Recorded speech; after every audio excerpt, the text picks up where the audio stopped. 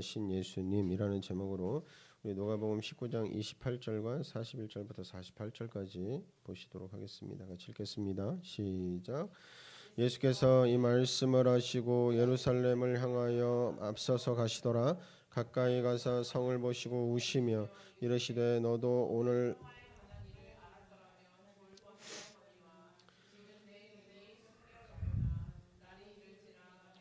수들이 토툰을 쌓고 너를 둘러 땅에 메어치며 돌 하나도 돌 위에 남기지 아니하리니 이는 내가 보살핌 받는 나를 알지 못함을 인함이라 하시니라. 성전에 들어가사 장사하는 자들을 내쫓으시며 그들에게 이르시되 기록된 바 내 집은 기도하는 집이 되리라 하시거늘 너희는 강도의 소굴을 만들었도다 하시느니라. 예수께서 날마다 성전에서 가르치시니 대제사장들과 서기관들과 백성의 지도자들이 그를 죽이려 꾀하고 백성이 다 그에게 귀를 기울여 들으므로 어찌할 방도를 찾지 못하였더라 하매. 아멘. 오늘은 예수님께서 예루살렘에 어린 나귀 타고 왕으로 입성하신 종려주일이고 우리 시간으로 월요일부터 금요일까지가 이제 고난 주간입니다. 그래서 금요일에 예수님이 십자가에 달리시고 토요일에 무덤에 계셨다가 다음 주 주일에 부활 주일에 아침에 부활하시죠. 그래서 이 홀리위크 기간 동안에 예수님의 행적을 우리 한번 좀 살펴보려고 합니다. 우리 표로 정리했는데 한번 보시겠습니다. 종려주일에 예루살렘에 입성하시고 또 어린 나귀 타고 입성할 때 백성들이 종려나무 잎을 흔들면서 옷을 바닥에 깔고 호산나 호산나 그렇게 환영하면서 예수님을 맞이하죠. 월요일에는 이제 예수님께서 종려주일에 입성하셨다가 이제 베다니로 돌아가시고 그리고 베다니에서 이제 출퇴근하시는 거예요. 월요일에 다시 예루살렘으로 올라가십니다. 올라가시는 길에 무화과 나무를 보시면서 추출하셔서 무화과 나무에서 열매를 구하려고 가셨다가 열매가 없는 걸 보시고 저주하십니다.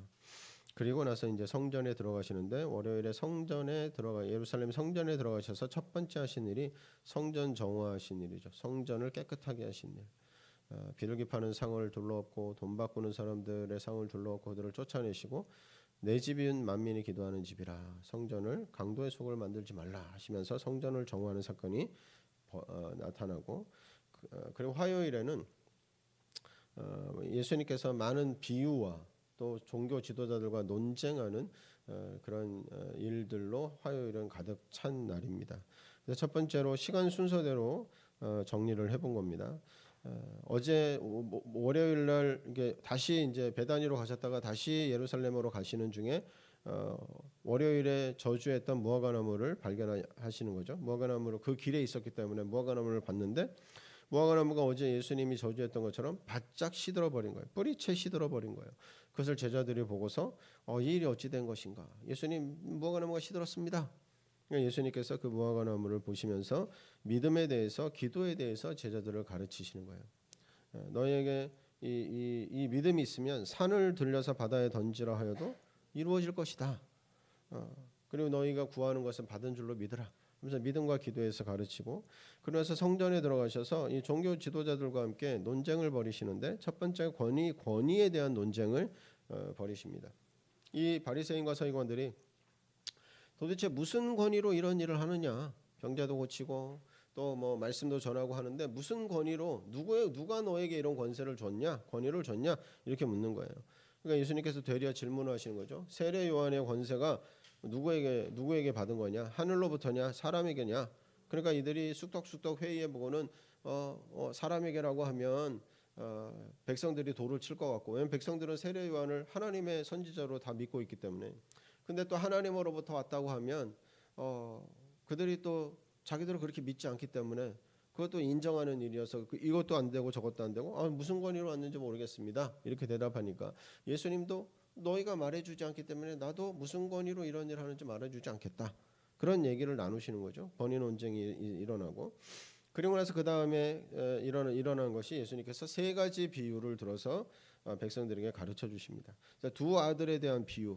그러니까 두 아들에게 아버지가 나와 함께 밭에 가서 일하지 않겠냐?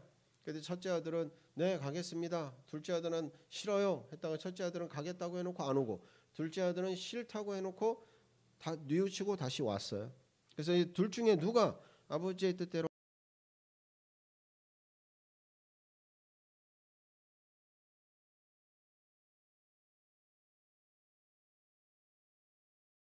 제 비유에 대해서 말씀하시는 거예요. 그리고 이제 다시 또 종교 지도자들과 또 논쟁이 붙었어요. 종교 지도자들이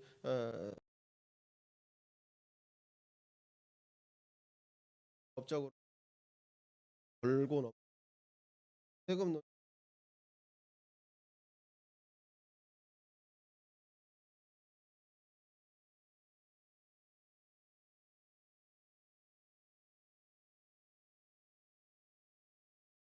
부활 논쟁,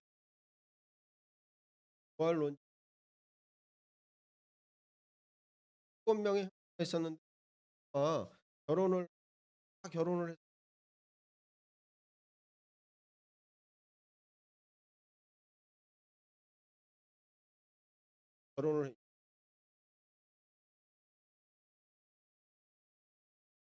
씨앗이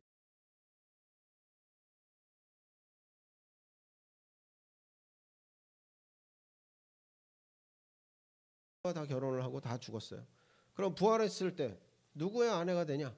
이 여자는 누구의 아내가 되냐? 굉장히 인간적인 생각인 거죠. 사람의 생각인 거죠. 그러니까 예수님께서 너희가 부활도 알지 못하고 아무것도 알지 못한다 이렇게 말씀하시면서 이 부활 논쟁에 대해서, 그러면서 하나님 나라에 대해서 말씀을 하시고, 또 그리고 나서 가장 큰 계명에 대한 논쟁이 일어나요. 가장 큰 계명이 뭡니까? 예수님께서 여기서 이제 하나님 사랑, 이웃 사랑이 가장 큰 계명이다 말씀하시는 거죠. 그리고 이제 다섯 번째로 되려 예수님께서 그들에게 질문을 하십니다. 그리스도가 다윗의 자손이면 왜 다윗이 그리스도를 자기의 후손인 그리스도에게 주라고, 로드라고, 주님이라고 그렇게 불렀느냐? 그 이유가 뭐냐라고 질문했는데 아무도 대답을 못하는 거죠.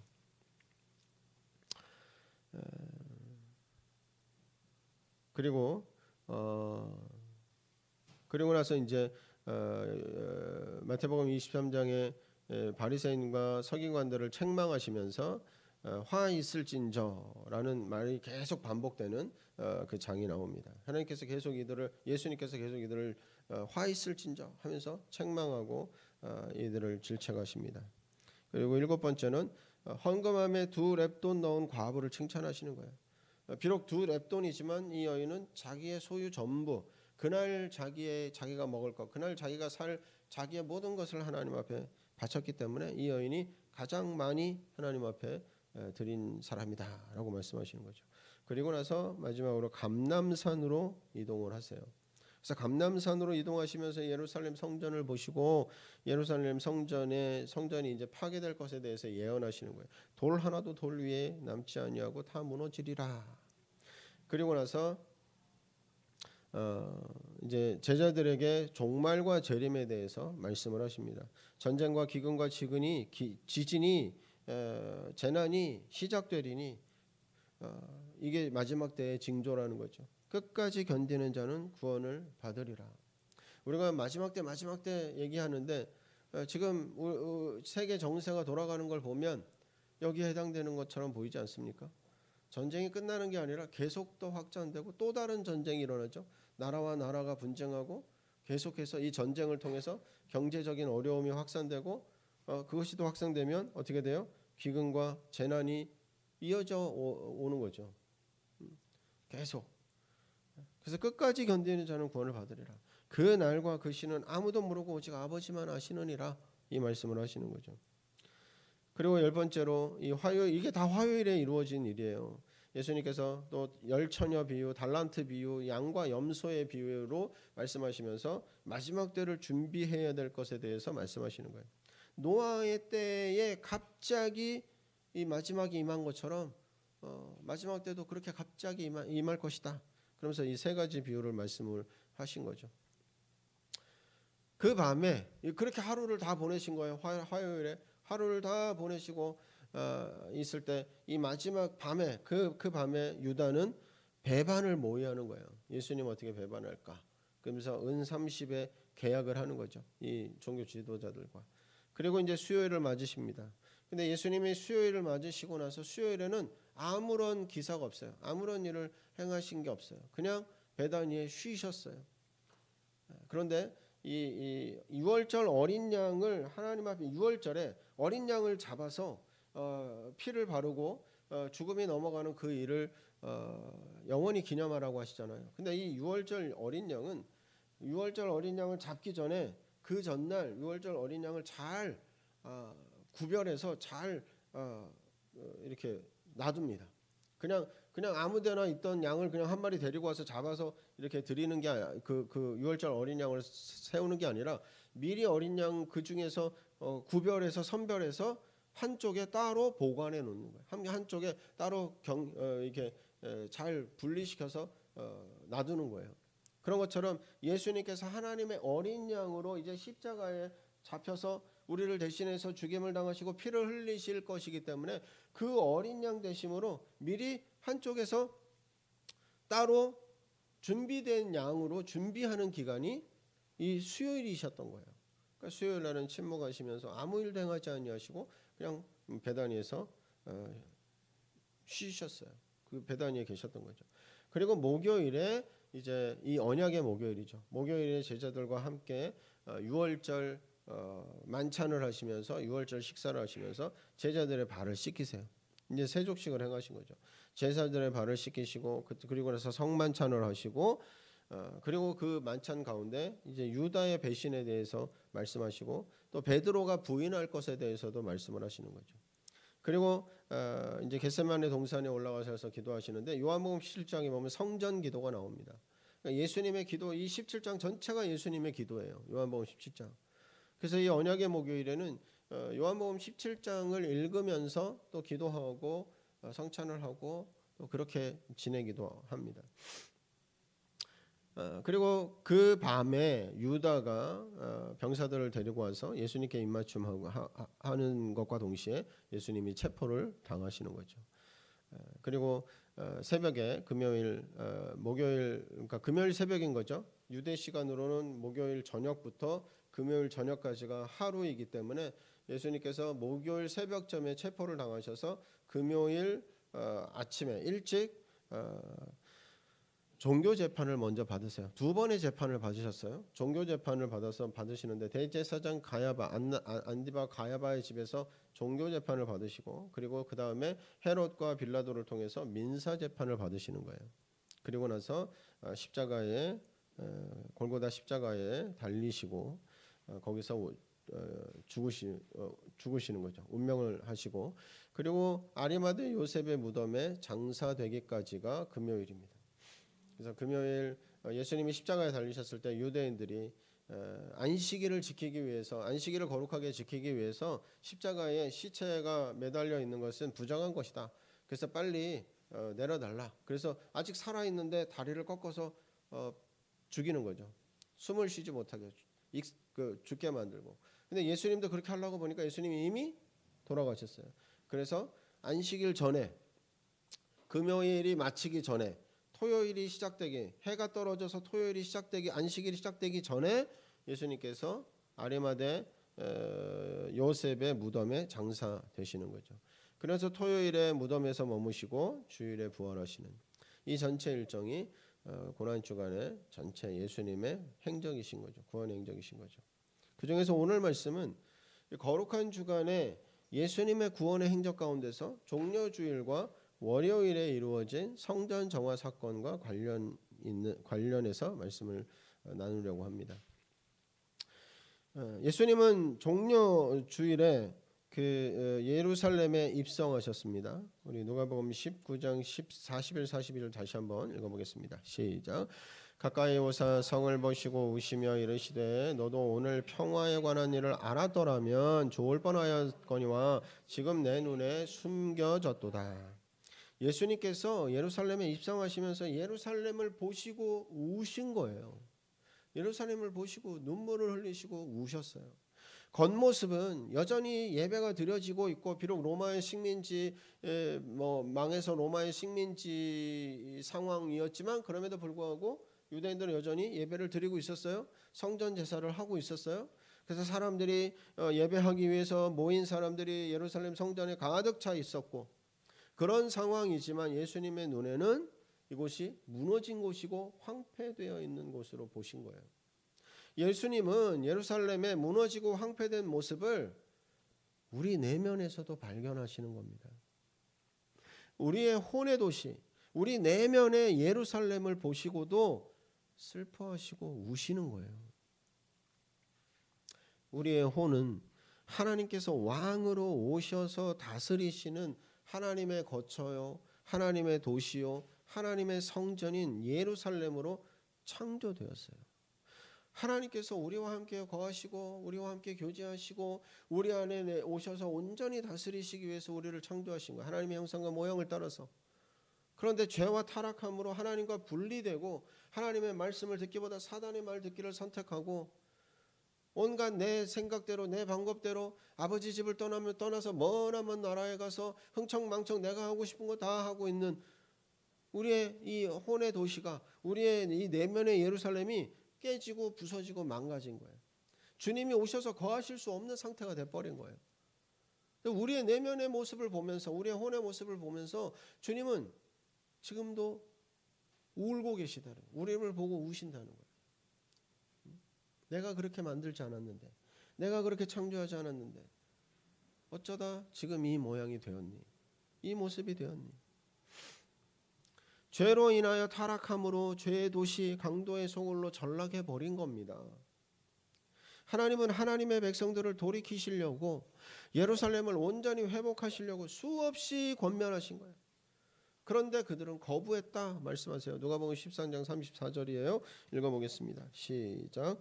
예루살렘아 예루살렘아 선지자들을 죽이고 내게 파송된 자들을 돌로 치는 자여, 암탉이 제 새끼를 날개 아래 모음같이 내가 너희의 자녀를 모으려 한 일이 몇 번이냐.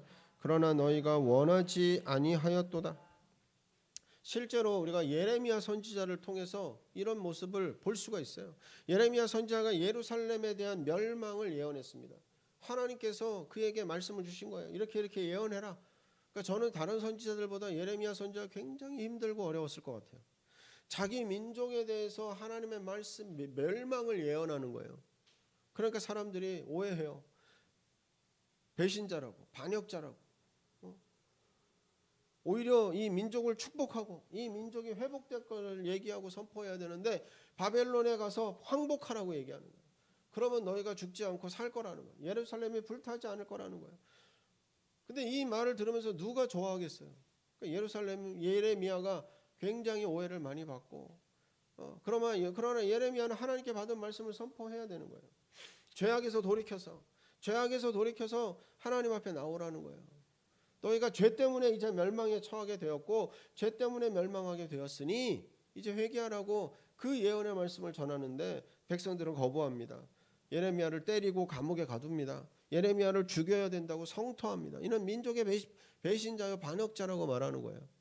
그래서 이런 예루살렘 이스라엘 백성들의 모습을 보며 예레미야는 울고 슬퍼하면서 많이 울었어요. 그래서 예레미야의 별명이 눈물의 선지자, 눈물의 선지자. 바로 하나님 아버지의 마음이신 거죠. 그런데 그 모습을 지금도 우리 안에서 보고 계시다는 거예요. 우리 안에서 그 모습, 황폐하고 무너진 모습을 보시면서 눈물을 흘리고 계신다. 지금도 주님은 우리 내면에 그런 모습, 예루살렘아 예루살렘아 내가 너희를 모으려 한 일이 몇 번이냐. 내가 너희를 회복하고 온전케 하려고 한 일이 몇 번이냐. 언제까지 무너진 채로, 황폐한 채로, 강도의 소굴인 채로 멈춰 있으려 하느냐. 예수 그리스도의 십자가의 죽음과 부활과 승천은 우리의 혼을 왕이신 예수 그리스도께서 다스리시는 예루살렘으로 회복하신 구원의 사건입니다. 갈라디아서 2장 20절 읽어보겠습니다. 시작. 내가 그리스도와 함께 십자가에 못 박혔나니 그런즉 이제는 내가 사는 것이 아니요 오직 내 안에 그리스도께서 사시는 것이라. 이전에 나의 혼은 내가 사는 곳이었어요. 나의 내면의 도시는 내가 다스리는 곳이었던 거예요. 내 마음대로, 내 감정대로, 내 기분대로, 내 느낌대로, 내가 원하는 것, 내가 하고 싶은 것, 둘째 아들과 같은 그런 모습이었던 거죠. 죄의 본성을 따라서 육의 습관과 습성과 또 육의 욕망을 따라서 살던 삶이었던 겁니다. 무너진 예루살렘, 황폐화된 예루살렘, 성문의 문이 떨어져 나가고 자물쇠와 빗장이 망가진 그런 예루살렘이었던 거예요. 그런 혼의 도시를 예수 그리스도의 피로 사셨어요. 새롭게 하시고 온전케 하셨어요. 그래서 이제 믿는 자의 혼은 더 이상 타락한 자아가 다스리는 곳이 아닌 겁니다. 이제는 예수 그리스도께서 오셔서 사시고 다스리시는 혼이 되었다는 거예요. 어떻게 해요? 십자가의 죽으심과 부활과 승천을 통해서 그 예수 그리스도를 내가 믿음으로, 그 예수 그리스도의 믿음에 대한 은혜를 받음으로 그 예수 그리스도께서 내 안에 오셔서 사시는, 그래서 그리스도가 주인된 삶으로 바뀌었다는 거예요. 왕이신 주님께서 오셔서 다스리시는 혼의 도시 예루살렘으로 회복된 겁니다. 우리 그 밑에 초록색으로 보혈 선포문이죠. 같이 한번 선포하겠습니다. 시작. 내 혼의 도시는 힘과 아름다운 옷을 입을 것입니다. 이곳은 거룩한 도시이며 할례받지 아니한 자와 부정한 자는 다시는 나의 도시에 들어오지 못할 것입니다. 이제 이곳은 성령 안에서 하나님이 거하실 처소가 되고 삼위이신 주님을 위한 집이 되며 거룩한 분이 거하시는 곳이 되며 나의 마음은 지극히 높으신 분의 보좌가 될 것입니다. 아멘. 내 내면의 도시는, 그러니까 내 삶은, 내 마음은, 내 안에는 이제 그리스도께서 오셔서 그리스도께서 앉으시는 보좌가 됐다는 거예요. 그리스도의 집이 되고 그리스도의 거처가 됐다는 거예요. 근데 그게 언제 이루어졌어요? 예수님이 십자가에 죽으시고 부활하시고 승천하심으로 이루어진 거예요. 우리에게 주신 구원이 바로 이 우리의 혼의 도시를 회복하신 구원이에요. 회복하신 일이 일어난 거예요. 그런데 우리 지금 이 선포문은 되었습니다 라고 끝난 게 아니라 될 것입니다 라고 선포하고 있잖아요. 고백하고 있잖아요. 이미 예수 그리스도의 피로 사시고 구원하심으로 우리의 혼의 도시가 회복됐는데 왜 계속해서 아름다운 옷을 입을 것이라고, 악한 자가 들어오지 못할 것이라고, 하나님의 보좌가 될 것이라고 우리가 선포하고 또 계속해서 그렇게 선포해야 될까요? 왜 이미 이루어진 일인데 왜 계속 이렇게 선포해야 될까요? 왜 이렇게 해야 될까요? 네? 그 선포를 우리가 잠깐 바꿔서 보면 악한 자가 우리 혼의 도시에 틈탈 수 있다는 거예요. 틈타는 일이 있기 때문에 들어오지 못할 거라고 선포해야 된다는 거예요. 선포하는 건 뭡니까? 깨어 있는 거죠. 야, 악한 자가 들어올 수 있어. 악한 자가 틈탈 수 있어. 내 마음 안에 내 생각을 통해서 악한 자가 들어올 수 있어. 틈탈 수 있다는 거예요. 그럼 어떻게 됩니까? 다시 우리의 혼의 도시가 예수님의 십자가의 보혈로 다시 회복하고 온전케 하셔서 주님이 다스리시는, 주님이 왕으로 거하시는 내 마음이 되었는데 악한 자가 틈타고 강도가 들어와서 강도의 소굴을 만들고 무너뜨리고 해방하고 죄가 들어오고, 그럼 어떻게 됩니까? 다시 무너지는 거죠. 다시 황폐해질 수 있다는 거예요. 그래서 예수님께서 그 중풍병자를 치료하고 맹인을 치료하고 뭐라고 말씀하세요? 다시 죄를 짓지 말라고 하시죠. 다시 죄를 짓지 말라.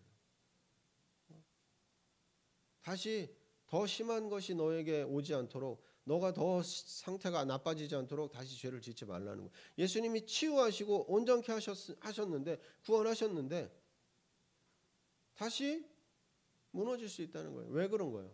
그럼 구원이 뭔가 부족해서, 구원이 뭔가 모자라서, 구원에 뭔가 하자가 있어서 다시 이 상태가 안 좋아지는 건가요?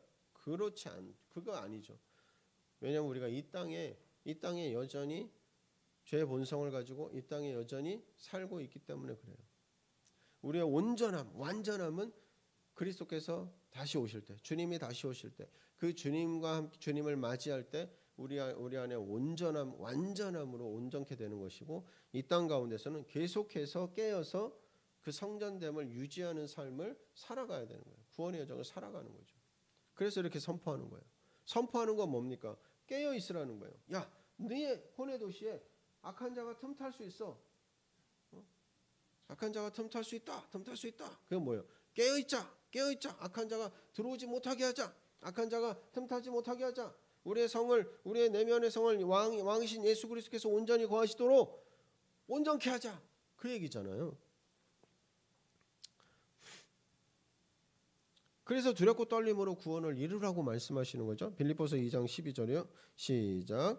항상 복종하여 두렵고 떨림으로 너희 구원을 이루라. 그 안에서 행하시는 이는 하나님이시니 자기의 기쁘신 뜻을 위하여 너희에게 소원을 두고 행하게 하시나니. 나의 내면의 도시 예루살렘을 회복한 십자가이지만 동시에 계속해서 회복하는 십자가인 거죠. 이루신 일이지만 이 일이 계속해서 또 이루어져야 되고 또 이루시고 있는 일이라는 거예요.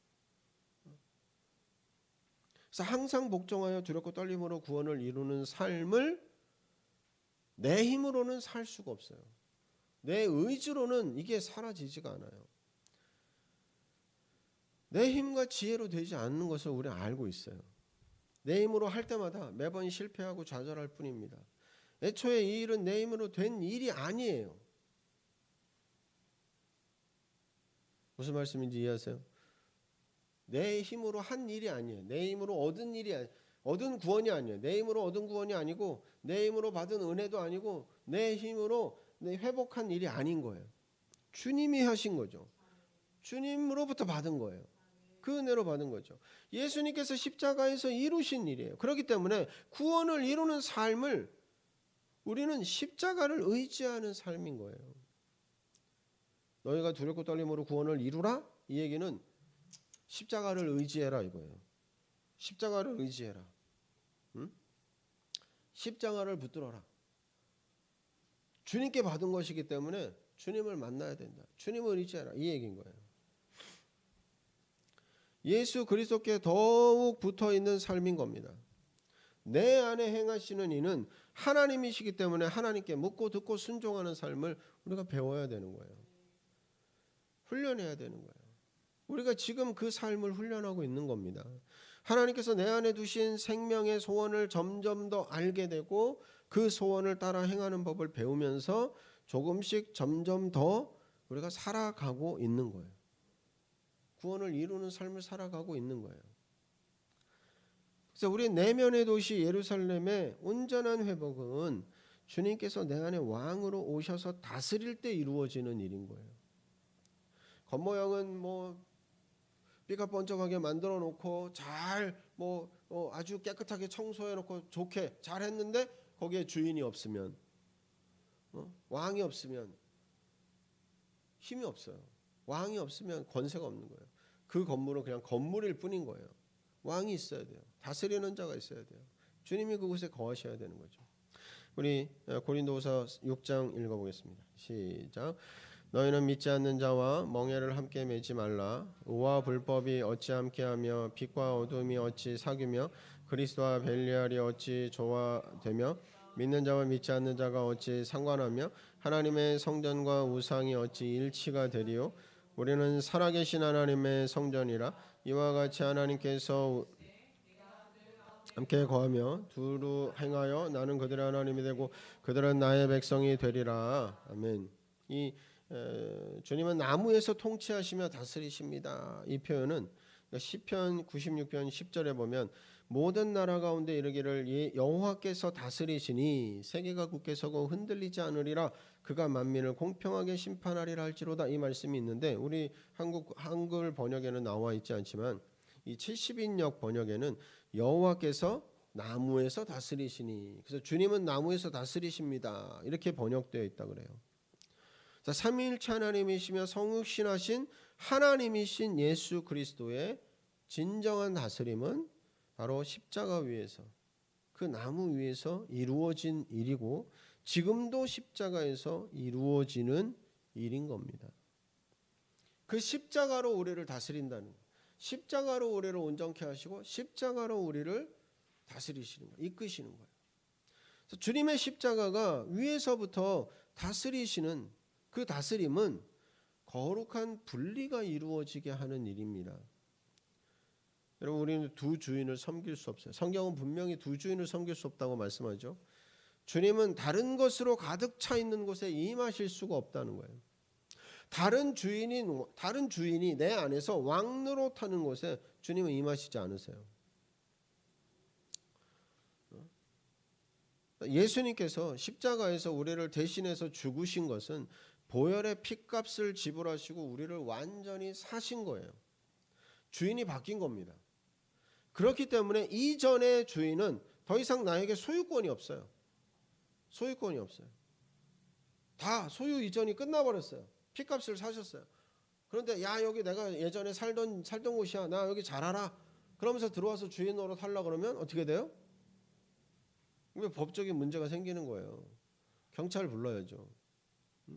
그 사람은 거기서 살았던, 그곳을 잘 알던, 옛날에 자기가 무슨 낙서를 해놓고 거기에 뭔 그림을 그려놨던, 이제는 소유권이 없는 거예요. 이제는 주인이 아니에요. 더 이상 어떤 권세도 행할 능력이 없어요. 예수님께서 우리를 핏값을 주고 사셨어요. 이제 우리의 주인은 예수 그리스도예요. 소유권이 예수 그리스도께 있는 거예요. 그래서 십자가는 이전 주인과 나를 분리합니다. 십자가는 세상과 분리하는 거예요. 세상의 영과 그리스도의 영 사이를 분리합니다. 이때 우리 세상의 영, 그리스도의 영, 무슨 영 하면 이게 참 잘 헷갈리고 이게 무슨 얘기지 혼동이 오잖아요. 근데 대체로 이 영을 마음이나 생각으로 바꿔서 다시 읽으면 이해하기가 쉽습니다. 세상의 생각과 그리스도의 생각을 분리시키는 거예요. 뭐가? 십자가가. 세상의 마음과 그리스도의 마음을 분리시키는 거예요. 십자가가. 그래서 우리는 십자가를 붙들 때 하나님께 속하고 하나님의 생각, 그리스도의 생각에 속하게 되는 거예요. 내 안에 있는 세상의 생각, 나도 모르게 침투해 들어온 세상의 마음, 세상의 것들이 이 십자가로 인해서 내 안에 십자가가 커지면 커질수록 내 안에 십자가를 붙들고 나아가 예수 그리스도께 나아가면 나아갈수록 이것이 분리되어서 내 안에 죽어지는 거예요. 내 안에 밀려나는 거예요. 거룩은 구별되는 거죠. 거룩하라 이 말은 뭐예요? 구별해라는 거. 구별해라. 바로 분리되는 겁니다. 죄와 구별되고 죄와 분리되는 겁니다. 하나님은 거룩한 분이세요. 죄와 섞일 수도 없고 함께 하실 수도 없으신 분이세요. 요한복음 17장 16절 읽어보겠습니다. 시작. 내가 세상에 속하지 아니함 같이 그들도 세상에 속하지 아니하였사옵나니. 우리는 하나님께 속한 백성입니다. 하나님께서 거하시는 거룩한 성전이에요. 거룩하신 하나님이 사시는 하나님의 집입니다. 십자가는 우리가 어디에 속한 사람인지 구분하고 분리합니다. 세상에 속하지 않았다는 것은 우리가 세상을 떠나야 된다, 세상과 단절해야 된다, 이런 말이 아니에요. 이런 의미가 아니에요. 세상이 내 안에 들어오는 것을 허락하지 않아야 된다라는 얘기예요. 세상이 내 안에 들어오는 것을 허락하지 않는 거예요. 그러니까 지 마음대로 막 들어오는 게 아니에요. 우리가 허락하는 거예요. 허락해야 들어오는 거예요. 하나님께서 우리를 그런 존재로 창조하신 거예요. 원수도요, 지 마음대로 들어와서 해코지할 수 없어요. 우리가 허락해야 되는 거예요. 어떤 이유로든 내가 어떤 다른 동기가 있어서, 다른 목적이 있어서, 욕심이 있고 탐욕이 있어서 어떤 이유로든 허락했기 때문에 내 안에 들어와서 주인 노릇하는 거예요. 마찬가지로 성령께서도 내 안에 들어오실 때 우리가 허락을 해드려야 되는 거예요. 문을 열어드려야 돼요. 동의하고 전적으로 원하고 사모하고 갈망할 때 주님이 오시는 거예요. 성령이 오시는 거예요. 세상이 내 안에 들어오면 내 안에서 점차로 주인 노릇합니다. 내 마음이 세상의 집이 되어버리는 거예요. 거룩한 성전이 강도의 소굴이 되어버리는 거예요. 우리는 세상에 있지만 세상에 속하지 않습니다. 거룩하신 하나님께 속해 있습니다. 십자가는 우리에게 이 거룩한 분리를 할 수 있는 힘과 능력을 줍니다. 그러니까 나도 모르는 사이에 속아서 피싱 범죄가 뭐예요? 그 전화 피싱, 무슨 피싱, 보이스 피싱, 이게 왜 무서운 겁니까? 내가 속는지 모르고 허락해 주는 거예요. 속는지 모르고 비밀번호도 허락하고 통장에 돈도 허락하고 나도 모르게 허락해 주는 거예요. 속아서. 사단은 무슨 존재예요? 속이는 존재예요. 사단은 우리를 적극적으로 공격하고 거꾸러뜨리고 막 강압할 수 없기 때문에, 그 권세가 이미 십자가에서 무너지고 깨졌기 때문에 속이는 존재, 우리를 속이는 거예요. 나도 속는지도 모르고 다 허락을 해버리는 거예요. 속는지도 모르고. 내가 허락했기 때문에 사단이 들어와서 얘가 허락해서 들어간 거예요 하고 들어와서 주인 노릇하는 거예요. 그러면 우리의 성전은 예수 그리스도의 보혈의 피값을 주고 회복하고 다시 새롭게 하고 온전케 하는 이 성전이 어떻게 된다고요? 다시 황폐해진다고요. 무너진다고요. 빗장과 자물쇠가 풀려버린다고요. 문이 활짝 열려버리는 거예요. 그 강도가 들어와서 드나들면서 훔치고 빼앗는 일이 일어나는 거예요. 그렇기 때문에 십자가를 붙들라. 십자가는 이걸 분리시킨다 그랬죠. 회복시키는 거예요. 온전히 다시 보게 하시는 거예요. 십자가를 붙든다는 말이 뭡니까? 그 십자가에서 다스리시는 예수 그리스도, 예수님의 십자가의 보혈, 그 피로 들어가는 거예요. 이 거룩한 분리는 우리를 더 높은 삶으로 이끄시는 겁니다. 요한복음 10장 10절입니다. 시작. 내가 온 것은 양으로 생명을 얻게 하고 더 풍성히 얻게 하려는 것이라. 예수님은 더 풍성하게 얻게 하시려고 우리 가운데 오셨어요. 여기서 더 풍성히라고 번역하는 이 헬라어 단어가 페리소스라는 헬라어 단어가 있는데, 이 넘치는, 매우 높은, 우월한, 뛰어난, 측량할 수 없는 이상의 것, 그 이상의 것, 이런 의미를 가지고 있어요. 예수 그리스도의 십자가는 우리를 더 풍성한 그 이상의 것으로, 더 높고 다른 삶으로, 하늘의 신비로, 하나님의 측량할 수 없는 사랑으로 우리를 이끈다는 거예요. 십자가가 통로예요. 십자가가 문이에요. 우리에게 시험과 고난을 허락하시는 분, 우리를 좌절과 고통에 이르게 하시기 위함이 아니라는 거예요. 평소에는 알 수 없었던 더 깊은 삶, 풍성한 삶으로 이끄시기 위한 아버지의 사랑이세요. 사랑. 이 둘째 아들이 먼 나라에 가면 반드시 분명히 실패하고 철저하게 망가질 것을 아시면서도 보내주신 거예요. 그러지 않고서는 이 아들이 깨닫지 못하기 때문에, 이 아들이 망가질 거라서 아시고 너무나 가슴 아프고 너무나 이 아버지에게 얼마나 힘든 일입니까? 그럼에도 불구하고 허락하시는 거예요. 그 과정을 통해서 새롭게 될 걸 아시기 때문에 허락하시는 거예요. 근데 우리는 그렇게 하기가 쉽지 않죠. 지금 뻔하게 실패할 걸 알고 뻔하게 이 실수할 걸 알기 때문에 그거를 미리 다 실수를 하지 못하도록 미리 답을 알려주고, 실패하지 못하도록 미리 앞에 있는 것을 치워주고, 번쩍 안아 들어주고, 이게 부모의 사랑이라고 우리는 생각하는데, 그러면 이 아이가 혼자 크지를 못하는 거죠. 혼자 쓰지를 못하는 거죠. 나중에 부모가 없을 때 엄청난 실수를 저지르고 엄청난 좌절과 실패를 겪게 되는. 근데 마음이 너무 아프고 마음이 너무 속이 상함에도 불구하고 그 자녀가 스스로 돌이킬 수 있도록 그걸 놔주는 거예요. 허락해 주는 거예요. 아버지 하나님께서 우리에게 왜 실패와 시험과 문제와 어려움을 허락하세요? 그 가운데서 돌이킬 수 있어요. 스스로 돌이키고 스스로 아버지를 찾고 스스로 아버지의 사랑을 깨닫고 알아서 아버지께 나아올 수 있도록 허락하신다는 거예요. 그게 사랑이라는 거예요. 우리를 골탕 먹이시려고, 우리를 어떤 괴롭게 하시려고 주시는 그런 시험과 문제가 아니라는 거죠. 그래서 예수님께서 내 삶에 온전히 다스릴 수 있도록, 나의 내면의 도시의 왕으로 임하실 수 있도록 순간순간마다 십자가를 바라보는 겁니다. 세상이 내 안에 들어오지 못하도록 예수님의 십자가의 보혈을 의지하는 거예요. 그럴 때마다 주님은 내 안에 더 다스리시고 더 충만히 거하실 수 있으시다는 거예요. 예수님께서 나의 내면의 도시 예루살렘에 다스리기 위해서 임하시려면 먼저 마음의 성전을 깨끗하게 해야 됩니다. 우리 누가복음 19장 45절 46절입니다. 시작. 성전에 들어가사 장사하는 자들을 내쫓으시며 그들에게 이르시되 기록된 바 내 집은 기도하는 집이 되리라 하였거늘 너희는 강도의 소굴을 만들었도다 하시니라. 예수님께서 예루살렘에 입성하시는 첫날 예루살렘의 망가진 모습을 보시고 우셨죠. 그리고 그 다음날 예루살렘에 오셔서 첫 번째로 한 일이 뭡니까? 성전을 깨끗하게 하신 일이에요. 성전에 장사하는 자들을 내쫓으시고 성전을 거룩하게 하시고 성전에 있으면 안 되는 것들을 다 분리시키실 거예요. 마태복음 21장 12절입니다. 시작. 예수께서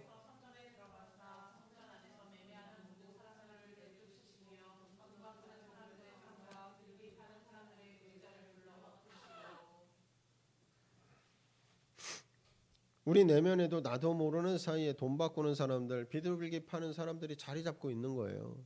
돈 바꾸는 사람들, 비둘기 파는 사람들, 이 사람들 어떤 사람들입니까? 나름 예배를 돕는 사람들이었던 거죠. 당시 로마 식민지 상태잖아요.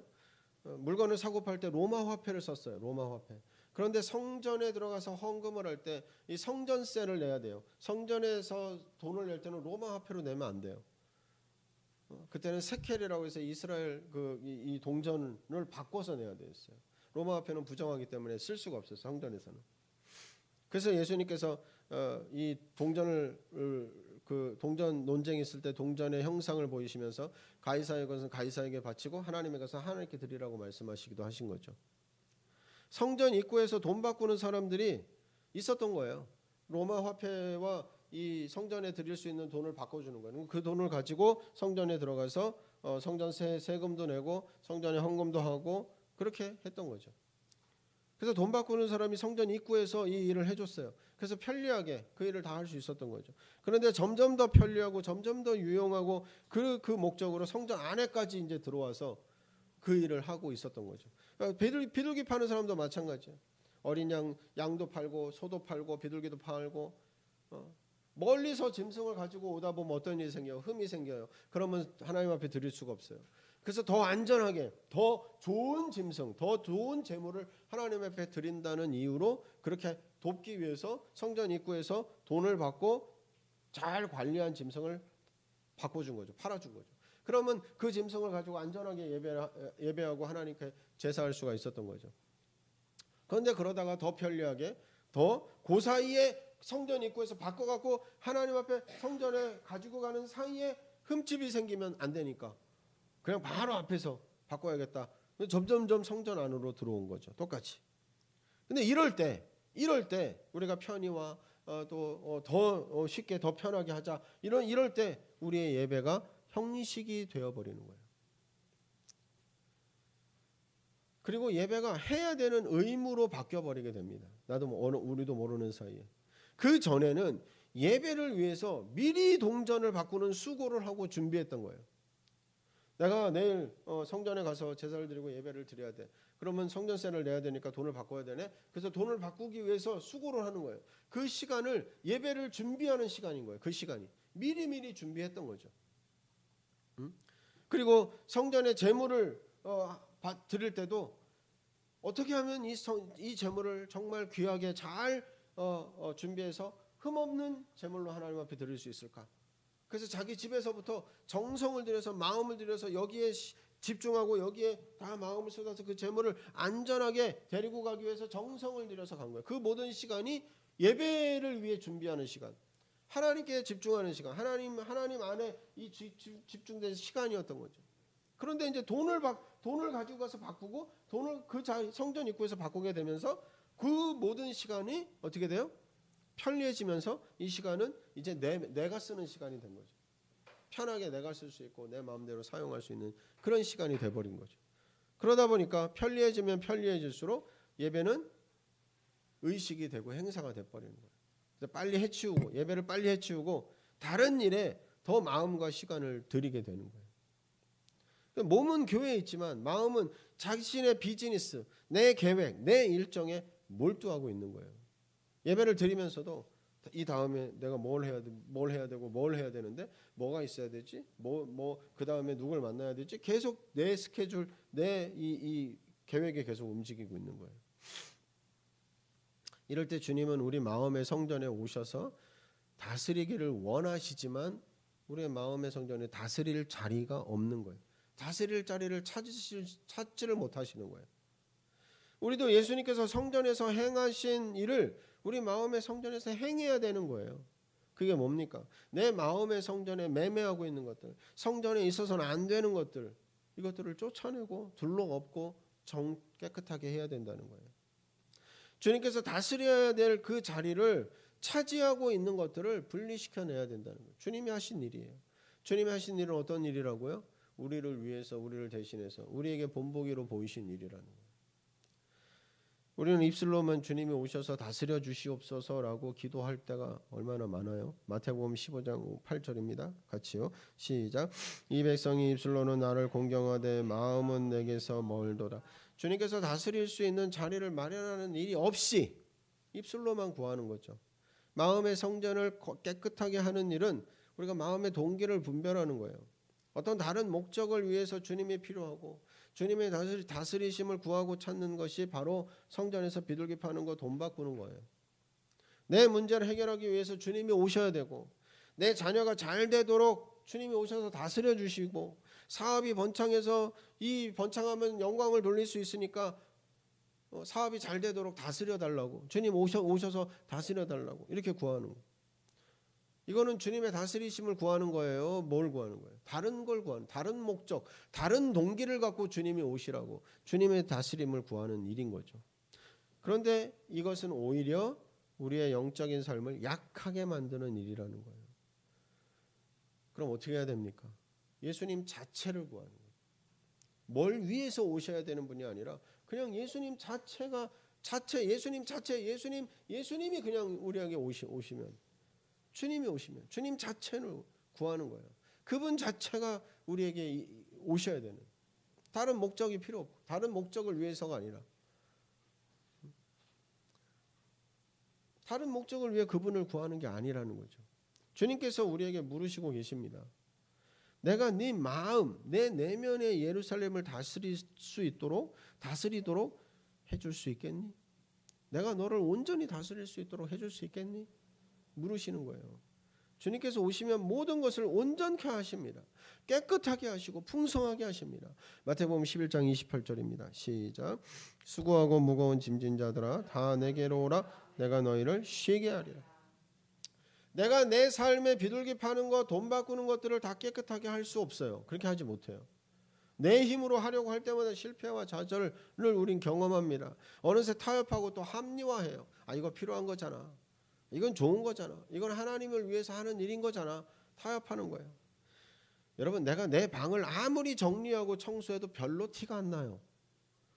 조금 물건 좀 옮기고 조금 이렇게 공간을 조금 비운 것 같은데 나는 열심히 하고 최대한 비우고 최대한 버렸다고 생각하는데 별로 티가 안 나요. 좀 있으면 다시 원상태로 돌아와요. 근데 이걸 다른 사람한테 맡기면 어떻게 돼요? 확 달라져요. 다른 사람한테 맡기면 그 사람은 이 사람에게 이게 뭐가 필요한지 필요 없는지를 냉정하게 구분하는 거예요. 싹 비우는 거죠. 달라지는 거예요. 깨끗이 정리를 해줍니다. 우리가 해야 할 일은요, 주님께서 내 마음에 오실 수 있도록 자리를 마련하는 일이에요. 그러면 주님께서 오시고 주님께서 오시면 주님께서 하십니다. 예수님께서 하시는 거예요. 성령님이 우리 안에서 하시는 거예요. 주님께서 다스릴 수 있도록 주님께서 우리 안에 오셔서 다스리면 다스릴수록 우리는 참된 쉼을 얻는 거예요. 주님은 우리에게 모든 것을 주시는 분이세요. 로마서 8장 32절입니다. 시작. 자기 아들을 아끼지 아니하시고 우리의 모든 사람을 위하여 내주시니가 어찌 그 아들과 함께 모든 것을 우리에게 주시지 않겠느냐. 지금도 모든 걸 주시기 원하시는 거예요. 우리로 주님의 모든 것 안에 더 풍성히 거하기를 원하세요. 더 깊고 더 높은 연합, 사귐, 교제 가운데 이끌고 싶어 하세요. 주님께서 우리 내면의 도시 예루살렘을 다스리실 때 우리는 예수 그리스도와 함께 그분의 풍성함 안에 살게 되는 겁니다. 그렇기 때문에 우리에게 필요한 것은 내 삶 가운데 구체적으로 실제적으로 주님께서 오셔서 다스릴 수 있는 자리를 마련하는 일이라는 거예요. 그래서 고난주간을 넘어감의 주간이라고 부릅니다. 실제로 고난주간은 유월절 주간이죠. 유월절을 영어로 뭐라 그래요? 패스오버라고 그래요. 패스오버, 넘어간다. 유월, 넘어간다 이런 뜻이에요. 이 6월절에 예수님이 성만찬을 6월절 식사를 하신 게 목요일 날 성찬식인 거죠. 6월절 주간인 거예요. 6월절 주간. 자, 우리 녹색 글자를 읽어보겠습니다. 시작. 내 삶 가운데 구체적으로 실제적으로 주님께로 넘어와야 할 것들이 있습니다. 넘어가는 것 없이 마음에 주님이 오셔서 다스리실 자리를 마련할 수 없습니다. 내 마음의 성전에 주님이 오셔서 다스리도록 주님의 자리를 마련하는 일은 내 삶에서 넘어가야 할 것들에 대해 내가 떠나고 주님께로 넘어가는 거예요. 이 넘어감 없이 주님의 자리를 마련할 수 없다는 거예요. 출애굽기 12장 13, 14절입니다. 시작. 내가 애굽 땅을 칠 때에 그 피가 너희가 사는 집에 있어서 너희를 위하여 표적이 될지라. 내가 피를 볼 때 너희를 넘어가리니 재앙이 너희에게 내려 멸하지 아니하리라. 너희는 이 날을 기념하여 여호와의 절기를 삼아 영원한 규례로 대대로 지킬지니라. 이스라엘 백성을 출애굽시키시기 위해서 애굽에 내린 재앙이 마지막 재앙이 뭐예요? 장자 재앙이죠. 그 장자 재앙을 내리시기 전에 어린 양을 잡아서 그 피를 문 입구에 양쪽에 문설주 양쪽에 문 입구에 바르라고 하신 거예요. 그래서 그 피를 바른 집은 죽음의 권세가 그 피를 보고 넘어갈 거다라고 말씀하신 거예요. 그래서 그 피를 바르지 않은 집은 사람부터 짐승까지 첫째는 다 죽임을 당한 거죠. 첫 번째 태어난 짐승, 첫 번째 태어난 사람은 다 장자들은 다 죽임을 당한 거예요. 자, 여러분 잘 생각해 보세요. 주체가 죽음의 권세, 죽음의 권세가 주체일 때, 죽음의 권세가 주체일 때, 죽음의 권세는 피를 보고 그 피가 있는 집을 넘어갑니다. 그러면 주체가 나일 때, 내가 주체예요. 내가 주체일 때, 내가 죽음에 처하지 않고 죽음의 권세를 넘어가려면 어떻게 해야 됩니까? 죽음의 권세는 넘어가는 게 뭐 하는 거예요? 피를 보고 넘어가는 거예요. 피가 있는 집은 넘어가는 거예요. 그러면 내가 주체일 때는 주체가 나예요. 그러면 나에게 넘어가는 거는 어떤 거예요? 피를 보고 넘어가는 게 아니죠. 나는 뭘 넘어가야 돼요?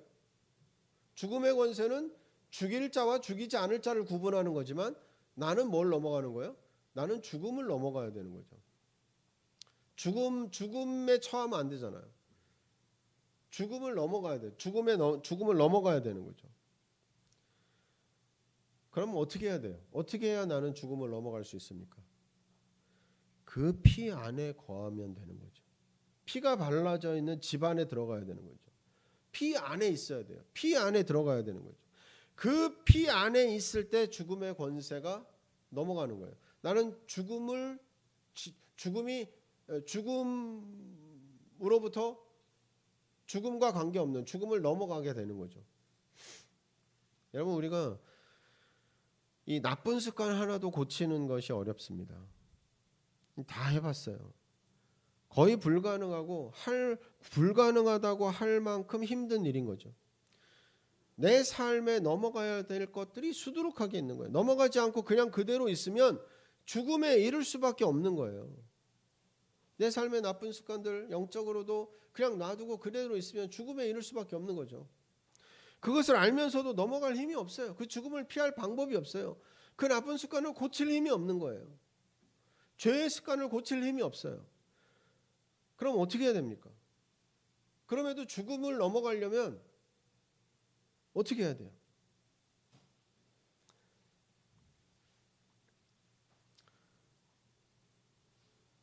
내 힘으로는 안 됩니다. 예수님의 피 안에 있어야 되는 거죠. 예수 그리스도의 피 안에 있어야 되는 거예요. 십자가를 붙드는 길밖에 없어요. 더욱 절실히 예수님을 찾고 구해야 되는 거예요. 그래서 주님이 오시면 주님이 하신다는 거예요. 주님이 하신다고.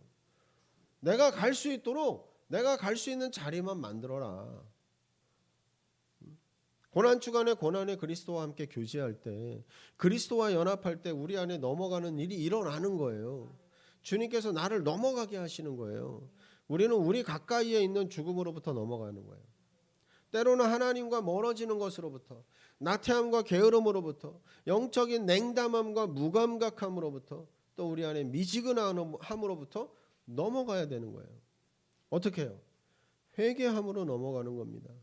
여러분, 회개는 돌이키는 거죠. 방향을 바꾸는 거예요. 방향을 바꿔서 움직이는 거예요. 십자가로 나아가는 겁니다. 하나님의 어린 양이신 예수 그리스도의 피 안으로 들어가는 겁니다. 그게 넘어가는 거죠. 피 안으로 들어가는 거예요. 피 안에 있으면 죽음이 넘어가요. 피 안에 있으면 죽음이 나를 다스릴 수 없어요. 죽음이 내게 영향력을 행사할 수 없어요. 근데 우리가 피 밖에 있으면 어떻게 해요? 피 밖에 있으면 죽음이 나를 넘어가지 않아요. 죽음이 내게 오는 거예요. 내가 죽음 안에 있게 되는 거예요. 죽음 가까이로 가게 되는 거예요. 우리는 피 안으로 들어가야 되는 거예요. 그게 넘어가는 일인 겁니다. 예수 그리스도를 의지하는 거예요. 예수 그리스도를 붙잡는 거예요. 예수 그리스도에 이렇게 붙어 있는 거예요. 십자가를 붙드는 거예요. 십자가를 바라보는 거예요. 피 안으로 들어가는 거예요. 그럴 때 우리는 점차로 더 주님께서 다스리시는 혼의 도시 예루살렘으로 지어져 가게 되는 겁니다. 에베소서 2장 13절 22절 읽어보겠습니다. 시작. 이제는 전에 멀리 있던 너희가 그리스도 예수 안에서 그리스도의 피로 가까워졌느니라. 너희도 성령 안에서 하나님이 거하실 처소가 되기 위하여 그리스도 예수 안에서 함께 지어져 가느니라. 믿는 자들이 예수 그리스도의 피로 가까워지고 함께 성전으로 지어져 갑니다. 그 일은 먼저 내 안에서 이루어지는 일인 거예요. 예수 그리스도의 피로만 주님 안에 거할 수 있는 거예요. 더욱 삼위일체 하나님과 가까워질 수 있습니다. 주님께서 오셔서 다스리시는 성전으로 하나님의 처소로 예루살렘으로 지어져 갈 수 있습니다. 내 안에 그리스도가 점차로 더 충만하게 사시게 되는 거예요. 그리스도의 다스리심이 내 안에 가득하게 되는 겁니다. 그리스도와 연합되는 거예요. 그리스도께서 다스리시면 모든 것을 우리에게 주신다고 약속하고 계시잖아요. 모든 것을 온전케 하시고 모든 것을 측량할 수 없는 것으로 그 이상의 것으로 풍성하게 하신다고 말씀하셨어요. 주님이 내게 오시면 내 안에 다스리시면. 그렇기 때문에 더욱 이 주간에 홀리위크에 마음을 찢는 회개로 방향을 돌이키는 일을 넘어가는 일을 우리가 지속하고 집중하시는 거예요. 요엘서 2장 12, 13절 읽어보겠습니다. 시작. 여호와의 말씀에 너희는 이제라도 금식하고 울며 애통하고 마음을 다하고 내게로 돌아오라. 옷을 찢지 말고 마음을 찢고 여호와께로 돌아올지어다. 이제라도 금식하고 이제라도 울며 애통하고 이제라도 마음을 다하여 내게로 돌아오라. 주님께 구하는 겁니다. 내 삶에 무엇이 주님께로 넘어와야 합니까? 무엇이 넘어가야 됩니까? 주여, 내 마음을 살피시고 무엇에서 떠나서 예수 그리스도의 피 안으로 들어가야 되는지 깨닫게 해주세요. 보여주세요. 그리고 돌이킬 힘을 주세요. 주님께로부터 올 때 할 수 있습니다. 주님께로부터 오는 것으로 우리가 할 수 있다고요. 그래서 자꾸 구하는 거예요. 의지해야 돼요. 십자가 위에서 다스리시는 예수님을 바라봐야 돼요. 나를 넘어가게 하시고 내 내면의 도시 예루살렘을 온전케 하시는 주님께서 내 안에서 계속해서 충만케 되셔야 되는 거예요. 그 다스리심이 계속 내 안에 더 이루어져야 되는 겁니다. 우리 그 밑에 초록색 빨간색 글씨 한번 같이 읽어보겠습니다. 시작. 내 삶에 무엇이 주님께로 넘어와야 하나요? 이번 고난 주간에 나는 땡땡땡으로부터 주님께로 넘어오겠습니다. 생각해 보시는 거예요. 주님께 묻고 주님께 묻고 내 안에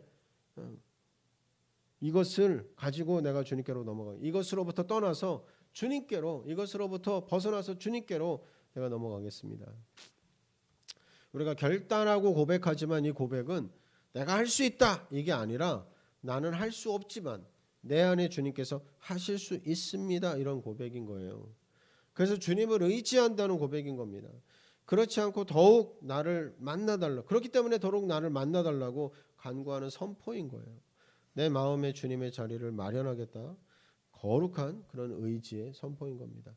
우리 마지막으로 읽어보고 기도문 읽고 같이 기도하겠습니다. 우리 시편 139편 22, 23절 읽고 쭉 읽겠습니다. 시작. 하나님이여 나를 살피사 내 마음을 아시고 나를 시험하사 내 뜻을 아옵소서. 내게 무슨 악한 행위가 있나 보시고 나를 영원한 길로 인도하소서. 주님이 고난 주간에 보통의 회개가 아닌 다른 회개를 하기 원합니다. 이 거룩한 주간에 더욱 마음을 찢는 회개의 영을 부어주시옵소서. 주님은 제가 내면으로 들어가 그곳에서 꺼내고 나와야 할 것들을 볼 수 있도록 도와주셨습니다. 그래서 제 성전에 깨끗해질 수 있도록 해주셨습니다. 주님께서 이미 문을 여셨고 길을 내셨기에 이제 제가 그 길로 갈 수 있습니다. 그 문으로 넘어갈 수 있습니다. 제 안에 구체적으로 실제적으로 넘어가야 할 것들을 보여주세요. 그것을 가지고 넘어가겠습니다. 주님께로 넘어갈 힘을 주시옵소서. 넘어감의 은혜를 부어 주시옵소서. 하나님의 아들 주 예수 그리스도시여 죄인인 나를 불쌍히 여겨 주시옵소서. 우리 주여 한번 부르고 들으신 말씀 기억하시면서 기도하겠습니다. 주여 하나님 아버지 감사합니다. 주님 모든 걸 사랑하시고 영광 홀로밖에 없다하신 주님을 찬양합니다. 아버지 하나님 주님께로 넘어갈 수 있도록 하나님 넘어갈 수 있도록 은혜를 주시옵소서. 하나님 죽음 가운데 있지 아니하고 예수 그리스도의 피 안으로 들어가겠습니다. 예수 그리스도의 피 안으로 나를 이끌어 주시옵소서. 그 예수 그리스도의 피 안으로 들어가도록 주님 그 안으로 넘어가도록 주님께로 넘어가도록 아버지 하나님 우리 안에 무엇을 넘어가야 하는지 하나님 보여주시고 깨닫게 하시고 넘어갈 힘을 주시옵소서. 마음을 찢는 회개로 반응할 수 있도록 아버지 하나님 그 회개의 영을 내게 부어주시옵소서. 아버지 하나님 이전에 하던 대로 익숙하게 반복하지 아니하게 하시고 이제는 아버지 하나님이 시어 자르고 떠나고 넘어감으로 아버지 하나님 정말 주님께 그 피 안에 거함으로 생명 안에 나아가도록 주여 우리를 붙들어 주시고 역사하여 주시옵소서.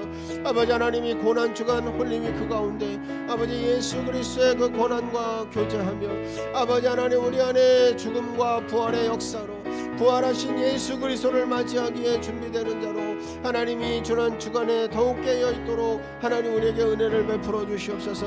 새롭게 하시는 은혜 가운데 나아가도록 주여 도와주시옵소서. 할렐루야. 주님을 감사합니다. 주님을 찬양합니다. 주 예수 그리스도 살아계신 하나님의 아들이시여 죄인인 나와 우리를 불쌍히 여겨주시옵소서. 새롭게 하시고 온전케 하여 주시옵소서. 우리 안에 오셔서 다스리시옵소서. 다스려 주시옵소서. 주님이 오실 자리를 마련하겠습니다. 마련할 은혜를 주시옵소서. 할렐루야. 주님 감사합니다. 다같이 일어나셔서 말씀에 반응하며 찬양하겠습니다. 주 선한 능력으로 안으시네 그 크신 팔로 날 붙드시네 절망 속에도 흔들리지 않고 사랑하는 주 얼굴 구하리 선한 능력으로 일어서리 주만 의지하리 믿음으로 우리 고대 안에 주 오실 그날 영광의 그날을 맞이하리 승리의 새날을 맞이하리.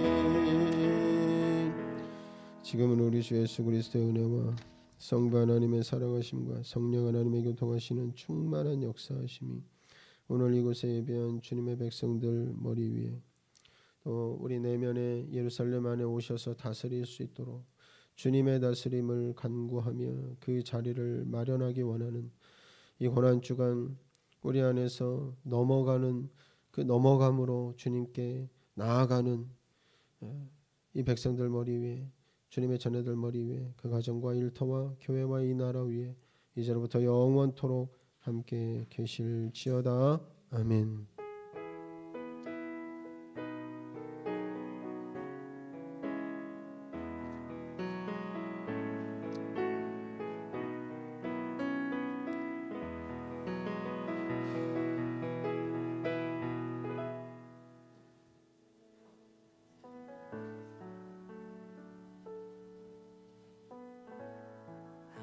자격도 없는 나를 위해 아무런 소망도 없는 나를 위해 사랑한다 사랑한다 사랑한다 말하시네